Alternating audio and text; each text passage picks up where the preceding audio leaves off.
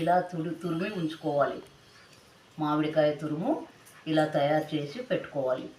మనకి ఇష్టం వచ్చినన్ని మామిడికాయలను ఇలా సన్నగా తరుక్కొని ఇందులో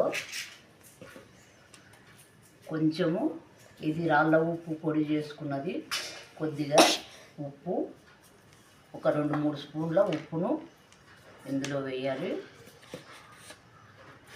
1 స్పూను పసుపు వేసుకోవాలి.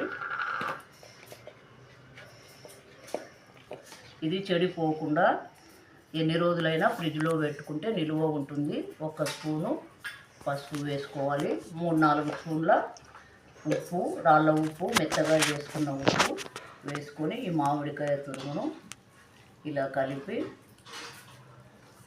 ఒక గాజు డబ్బాలో నిల్వ చేసుకొని ఫ్రిడ్జ్లో పెట్టుకుంటే అన్నం మన ఇంట్లో ఎప్పుడు రెడీగా ఉంటే అప్పుడు పులిహోర 5 నిమిషాల్లో మామిడికాయ పులిహోర నోటికి రుచిగా చాలా పుల్లగా మంచిగా చేసుకొని తినవచ్చును.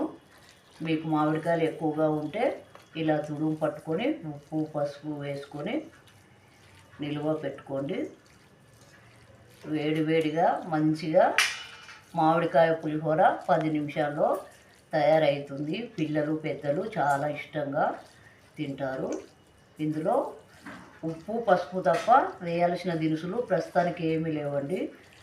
మనం పులిహోర చేసుకునేటప్పుడు పులిహోరకు ఎట్లా మనం చేసుకుంటామో అవన్నీ చేసుకొని చింతపండు బదులు నిమ్మకాయ బదులు కిలోకి